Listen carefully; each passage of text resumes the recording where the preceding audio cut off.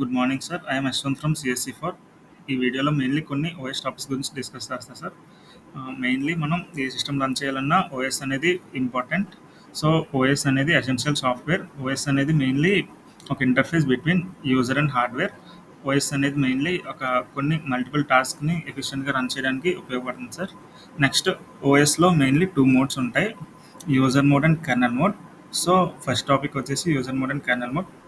User mode అనేది mainly applications run అయ్యే mode. So ఇప్పుడు మనం డైరెక్ట్గా ఇందులో హార్డ్వేర్ యాక్సెస్ ఉండదు. నెక్స్ట్ ఇంకా సెక్యూరిటీ ఇష్యూస్ని కూడా మనమే మినిమైజ్ చేసుకోవాలి. సో ఇప్పుడు ఏదైనా హ్యాకర్ వచ్చి యూజర్ మోడ్ని హ్యాక్ చేయాలనుకుంటే ఎక్కువ డేటా కూడా తీసుకోలేడు, ఎందుకంటే యూజర్ మోడ్లో కొంచెం డేటా మాత్రమే ఉంటుంది. నెక్స్ట్ డైరెక్ట్గా హార్డ్వేర్కి ఇంటరాక్షన్ అనేది ఉండదు కాబట్టి. నెక్స్ట్ ఇప్పుడు సో మోడ్ బిట్ 1 అయితే అది ఆ ప్రాసెస్ అనేది యూజర్ మోడ్లో ఉన్నట్టు. నెక్స్ట్ ఇప్పుడు కెర్నల్ మోడ్ గురించి డిస్కస్ చేద్దాం. కెర్నల్ మోడ్ అనేది ఆపరేటింగ్ సిస్టమ్కి ఫుల్ యాక్సెస్ ఉంటుంది. కెర్నల్ మోడ్ అనేది హార్డ్వేర్ మోడ్. మెయిన్లీ ఇది ఇన్పుట్ అవుట్పుట్ డివైజెస్తో కనెక్ట్ అయ్యి ఉంటుంది. నెక్స్ట్ లైక్ సిపియు, మెమరీ వాటన్నిటితో కనెక్ట్ అయ్యి ఉంటుంది. వాటన్నిటిని మేనేజ్ చేస్తుంది కెర్నల్ మోడ్ అనేది. సో కెర్నల్ మోడ్ బిట్ వచ్చేసి 0. మెయిన్లీ కెర్నల్ మోడ్లో కొన్ని ప్రివిలేజెస్ ఉంటాయి. ఇవేమో ఓన్లీ కెర్నల్ మోడ్ మాత్రమే హ్యాండిల్ చేయగలదు. First handling interrupts.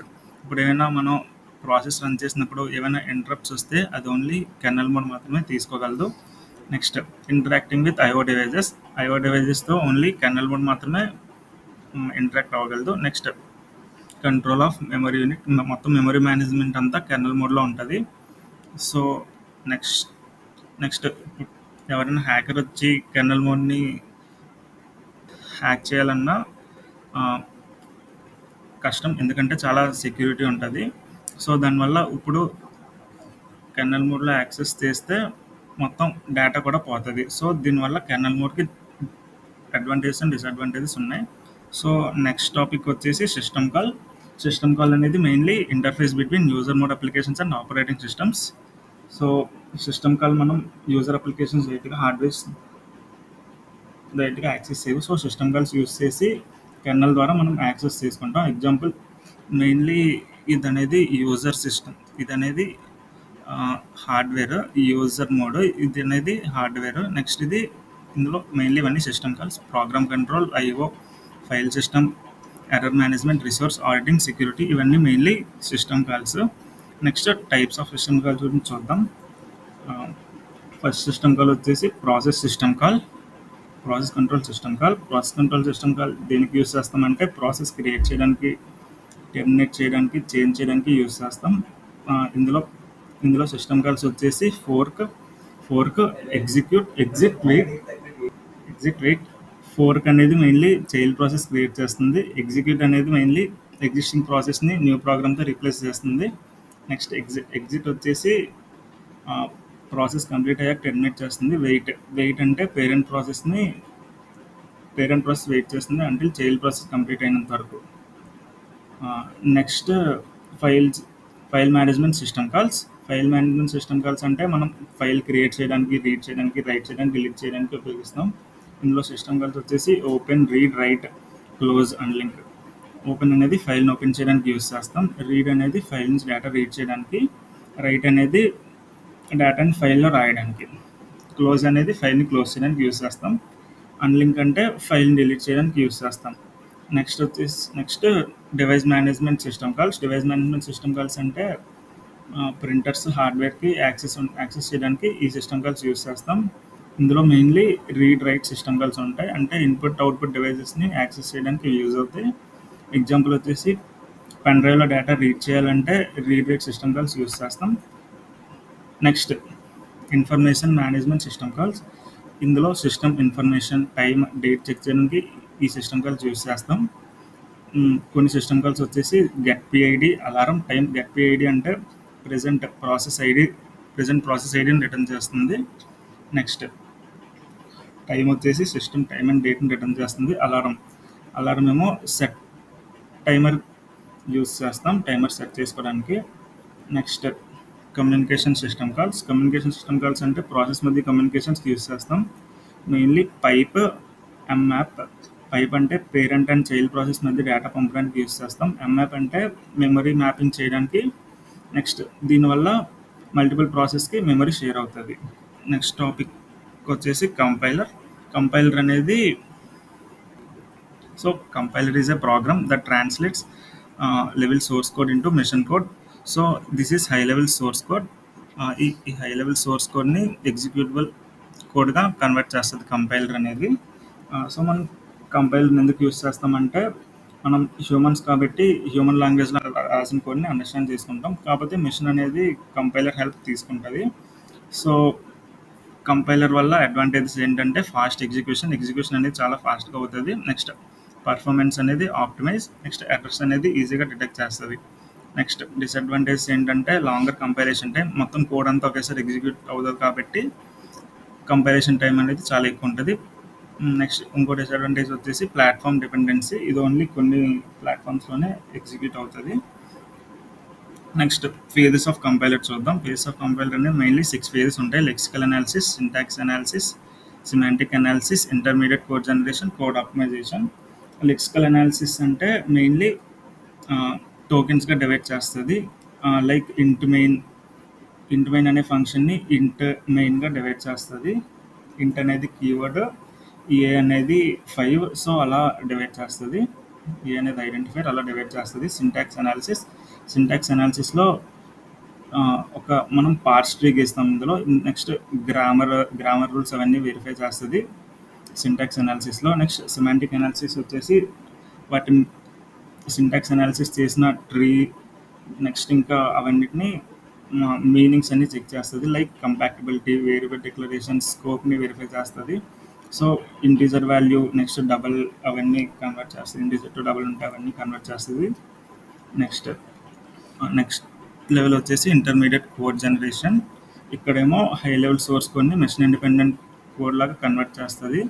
So A equals to B+C అన్నదాన్ని ఒక వేరియబుల్లో B+C స్టోర్ చేసుకొని ఏ అనేది ఇంకో టెంపరీ వేరియబుల్లో స్టోర్ చేసుకుంటుంది. నెక్స్ట్ సో ఇది ప్లాట్ఫామ్ ఇండిపెండెంట్గా ఉంటుంది. సో వేరే మిషన్స్లో ఈజీగా కన్వర్ట్ చేసుకోవచ్చు. నెక్స్ట్ వచ్చేసి కోడ్ ఆప్టిమైజర్. ఇది ఏం చేస్తుందంటే ఇంటర్మీడియట్ కోడ్ని ఆప్టిమైజ్ చేసి అండ్ ఫాస్టర్ అండ్ ఎఫిషియెంట్గా మార్చుతుంది. నెక్స్ట్ డూప్లికేట్స్ ఏమైనా ఉంటే ఈజీగా రిమూవ్ చేస్తుంది. సో దానివల్ల ఫాస్ట్గా ఎగ్జిక్యూట్ అవుతుంది కోడ్ ఆప్టిమైజేషన్ కోడ్ అనేది. నెక్స్ట్ మెమొరీని కూడా ఇది సేవ్ చేస్తుంది. ఎగ్జిక్యూషన్ స్పీడ్ కూడా పెంచుతుంది. నెక్స్ట్ కోడ్ జనరేషన్ అంటే ఏంటంటే టార్గెట్ కోడ్ జనరేషన్. సో ఇది ఇంటర్మీడియట్ కోడ్ని బైనరీలా మార్చుతుంది. ఇది వచ్చేసి మెయిన్లీ అసెంబ్లీ కోడ్. నెక్స్ట్ ఇది వచ్చేసి అసెంబ్లీ కోడ్. ఇక్కడ కోడ్ జనరేటర్ అనేది మెయిన్లీ యూస్ చేస్తారు. నెక్స్ట్ ఇవన్నీ సింబల్ టేబుల్లో స్టోర్ అవుతాయి. ఇక్కడ ఏ ఫేజ్లో ఎర్రర్ వచ్చినా అవన్నీ ఎర్రర్ హ్యాండ్లర్ ద్వారా ఎర్రర్ హ్యాండ్లింగ్లోకి వెళ్ళి అక్కడ ఎర్రర్స్ అనేవి సాల్వ్ అవుతాయి.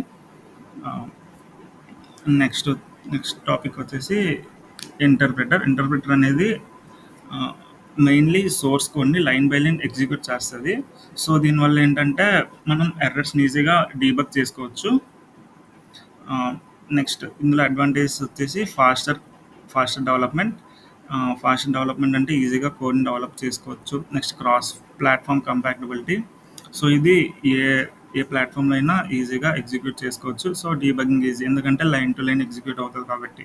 నెక్స్ట్ డిసడ్వాంటేజ్ వచ్చేసి స్లోయర్ ఎగ్జిక్యూషన్, ఎందుకంటే లైన్ బై లైన్ ఎగ్జిక్యూట్ అవుతుంది కాబట్టి సో స్లోగా ఎగ్జిక్యూట్ అవుతుంది. నెక్స్ట్ మెమరీ కూడా ఎక్కువ తీసుకుంటుంది.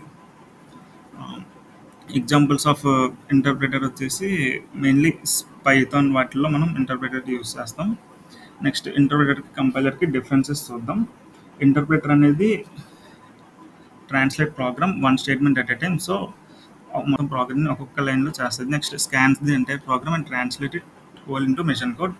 సో ఇది మొత్తం ప్రోగ్రామ్ అంతటిని స్కాన్ చేసి మిషన్ కోడ్గా కన్వర్ట్ చేస్తుంది.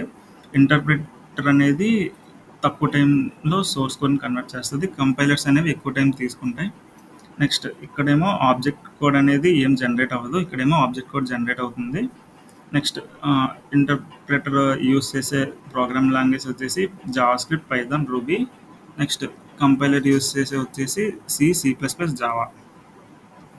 Next topic Java virtual machine అనేది మెయిన్లీ జావా ప్రోగ్రామ్స్ని రన్ చేసుకోవడానికి యూస్ చేస్తారు. సో JVM అనేది ప్లాట్ఫామ్ ఇండిపెండెంట్. సో ఏ ఏ బ్రౌజర్లో అయినా ఏ ఆపరేటింగ్ సిస్టంలో అయినా మనం రన్ చేసుకోవచ్చు. జేవిఎం ఇది జేవిఎం స్ట్రక్చర్. సో జావా కోడ్ని డాట్ జావా అనే ఫైల్తో సేవ్ చేస్తే అది కంపైల్ చేస్తే జావాసీ కంపైలర్ ఏమో బైట్ కోడ్గా కన్వర్ట్ చేస్తుంది. సో అక్కడి నుంచి జేవిఎం నుంచి మనం ఏ ఆపరేటింగ్ సిస్టమ్లో అయినా ఈజీగా యాక్సెస్ చేసుకోవచ్చు. నెక్స్ట్ ఈ ఫీచర్స్ వచ్చేసి ప్లాట్ఫామ్ ఇండిపెండెంట్. మనం ఏ ప్లాట్ఫామ్లో అయినా ఆ కోడ్ని రన్ చేసుకోవచ్చు. ఆటోమేటిక్ మెమరీ మేనేజ్మెంట్ అనేది జేవిఎంలో ఆటోమేటిక్గా ఉంటుంది. Next security. సో సెక్యూరిటీ కూడా మనకి చాలా ఎక్కువ ఉంటుంది జేవిఎంలో. నెక్స్ట్ మెయిన్లీ ఇవి జేవిఎం ఆర్కిటెక్చర్. ఇది జేవిఎం ఆర్కిటెక్చర్లో మెయిన్లీ కాంపోనెంట్స్ వచ్చేసి class loader, method area, heap, stack, PC registers, native method stack. Class లోడర్లో వచ్చేసి మనం క్లాస్ ఫైల్ లోడ్ చేస్తే అది బైట్ కోడ్గా కన్వర్ట్ చేస్తుంది. బైట్ కోడ్గా కన్వర్ట్ చేసి అది జేవిఎం మెమరీకి పంపిస్తుంది. ఇక్కడ మెథడ్ ఏరియా, హీప్ అవన్నీ ఉంటాయి. మెథడ్ ఏరియాలో ఏంటంటే మనం క్లాస్ లెవెల్లో ఆ కోడ్ని స్టోర్ చేస్తుంది. నెక్స్ట్ హీప్ ఏంటంటే ఆబ్జెక్ట్ని స్టోర్ చేసుకోవడానికి మెయిన్లీ మనం యూస్ చేస్తాం హీప్ని. నెక్స్ట్ స్టాక్ ఏం చేస్తుందంటే స్టాక్లో మనం మెయిన్లీ టెంపరీ వేరియబుల్స్ని స్టోర్ చేసుకుంటాం. నెక్స్ట్ పీసీ రిజిస్టర్స్ ఏంటంటే నెక్స్ట్ ఎగ్జిక్యూట్ అయ్యే ఇన్స్ట్రక్షన్ని పీసీ రిజిస్టర్స్ అనేవి స్టోర్ చేసుకుంటాయి. నెక్స్ట్ నేటివ్ మెథడ్ స్టాక్స్ వచ్చేసి ఇది రన్ టైం, నెక్స్ట్ ఇంకా ఓఎస్ ఇంటరాక్షన్స్ కోసం దీన్ని యూస్ చేస్తాం. నెక్స్ట్ ఎగ్జిక్యూషన్ ఇంజన్ వచ్చేసి ఇది మనం బైట్ కోడ్ని మిషన్ కోడ్ కన్వర్ట్ చేసి ఎగ్జిక్యూషన్ పర్ఫామ్ చేస్తుంది. నెక్స్ట్ నేటివ్ మెథడ్ ఇంటర్ఫేస్ వచ్చేసి జావా నేటివ్ అప్లికేషన్స్ని లైబ్రరీతో కనెక్ట్ చేసి యూస్ చేస్తుంది. సో దీనివల్ల మనం లైబ్రరీస్ అన్నీ ఇంపోర్ట్ అవుతాయి. Next native method library collection. So అవన్నీ ఎగ్జిక్యూట్ అవుతాయి. సో దీనివల్ల ప్లాట్ఫామ్ స్పెసిఫిక్ కోడ్కి యాక్సెస్ ఇవ్వగలం native method. So thank you.